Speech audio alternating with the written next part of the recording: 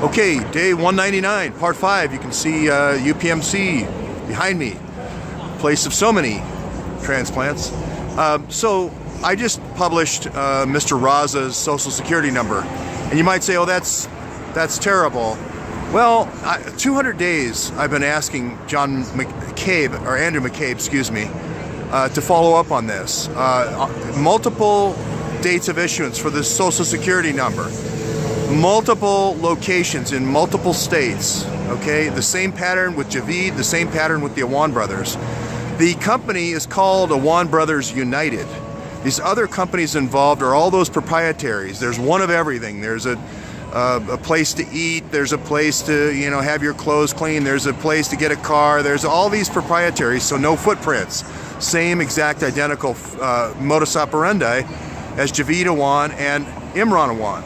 If I had gotten some response from publishing all the Awan brothers' names, maybe I wouldn't have published Raza's name. If I had gotten some response to hear Javid and publishing all of his safe houses, maybe I wouldn't have published Mr. Raza's information.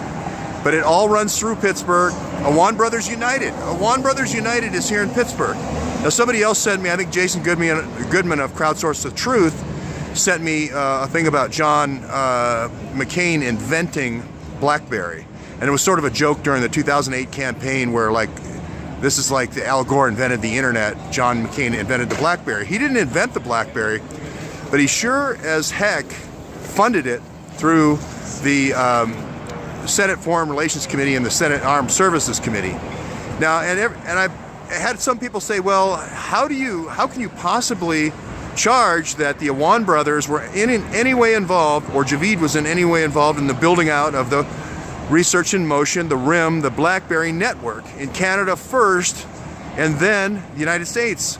Well, I've shown in this series, for people who are just joining, I've shown overseas placement services for construction industry. I've shown visa services. I've shown transportation services in both the Pakistan and the United States. I've shown also a company named LCC, which in Pakistan, and an LCC here, which is Lightbridge Communications, which does install cell phone towers and routers, Cisco routers.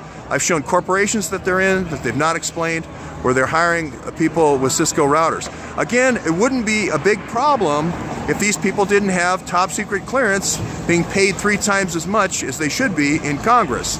So if there wasn't all the other Debbie Wasserman Schultz and having the password of Debbie Wasserman Schultz and having 12 years history with using these BlackBerries with Anthony Weiner, giving them to different people, then I wouldn't have a problem.